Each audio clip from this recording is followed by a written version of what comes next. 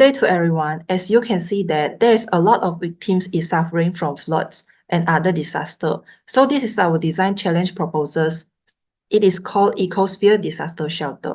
So first, let me introduce our group members. It includes me, Suat Lee, Ming Qian, Ryan Teo, Yun Qi, Xiu Guan, and also Hanisha.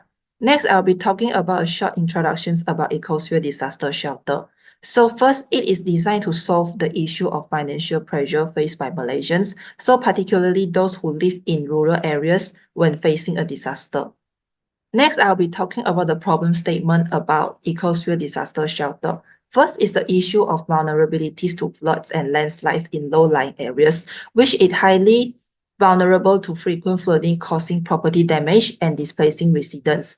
Next is the issue of inadequate resilience to monsoons and tropical storms, which it lacks the structural resilience to withstand the annual monsoon seasons and occasional tropical storms. Last is the issue of aging housing stock, which it is not meet modern standards for disaster resistance and environmental sustainability, posing risk to occupants. So next, this is our mock-up for those, which is our prototype patterns for Ecosphere Disaster Shelter. For the features of our Ecosphere Disaster Shelter, we make it into eco-friendly materials, which we included recycled steel, bamboo, and straw clay.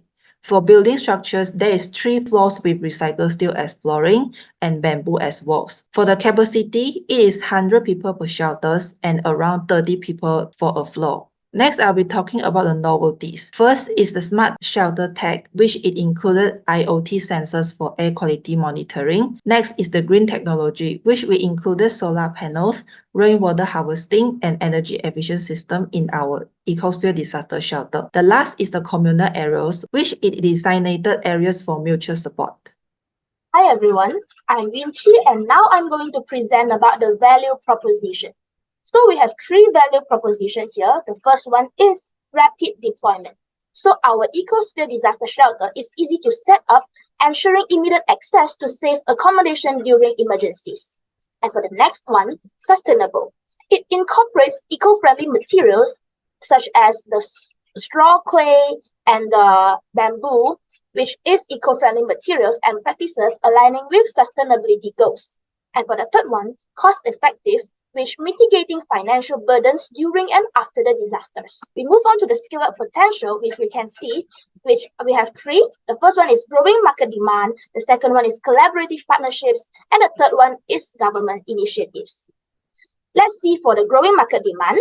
According to the Center for Research on the Epidemiology of Disasters, CRED, there were approximately 8,000 natural disasters reportedly globally in the last decade.